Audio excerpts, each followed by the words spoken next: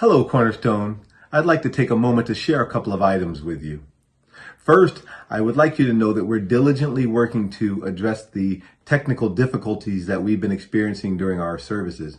And we're not confident at this time that we have resolved all of the issues. And so in an effort to provide a worship service that's free of distractions, we're going to have one service at 11:45 once again tomorrow online. And I want to thank all of you for adjusting your schedules and coming together at that 11:45 time last week. And I'm looking forward to being with you again tomorrow. And I also want to address the horrific event that occurred in our nation's capital on Wednesday. As I'm sure many of you were, I was amazed to see American citizens acting like that in a land of people who pride themselves on being a democratic society. And while I was amazed, I was not surprised, because Jesus had warned us that in this life we would have troubles. But then he said these words. He said, "But be of good cheer." Isn't that interesting that he would say that? That he didn't say that you will be sad and you will be angry, but instead he said, "Be of good cheer." That's confusing, if not offensive, particularly when we see the type of trouble that we witnessed on Wednesday. Why would Jesus tell us to have joy or gladness when we experience such perilous times? I'll tell you why. Because Jesus said he has overcome the world.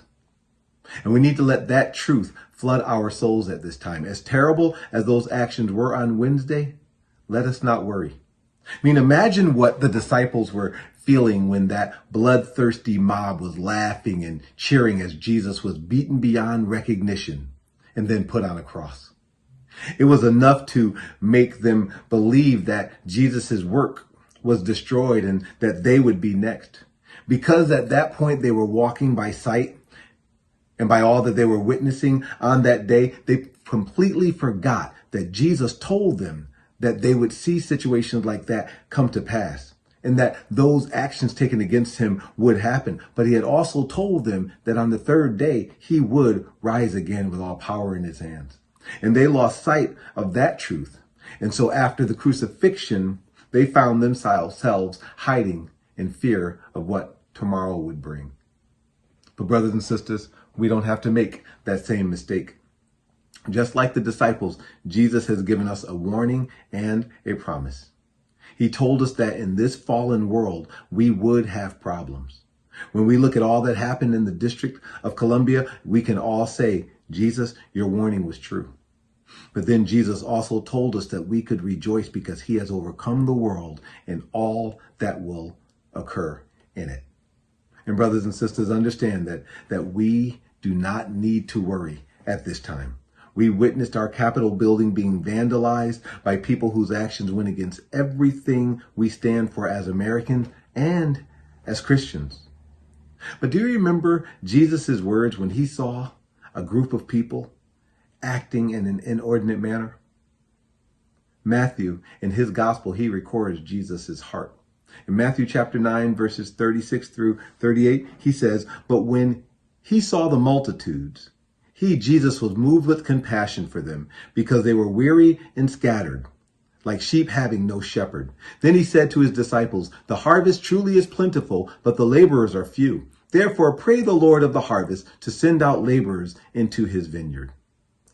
Understand, I am in no way condoning the actions that we're taking on Wednesday, but I want you to know that Jesus is saying the harvest is ripe. People are showing that they need the Lord. There's so much darkness in the world right now that it is a great opportunity for Jesus, the light of the world, to shine brighter than ever before. And so instead of getting caught up in all of the confusion, I want to encourage you to begin praying that God will use this situation to bring about the greatest harvest in the history of our country, so that what the devil meant for evil, God will turn around and use for good. When someone asks you in the days ahead, what do you think about all that is happening in the world? Do not make it about Trump or Biden, about Republicans or Democrats, about blacks or whites. Instead, turn their eyes towards Jesus and let's see what God will do. I'm looking forward to worshiping with you tomorrow. God bless you. I love you. Bye-bye.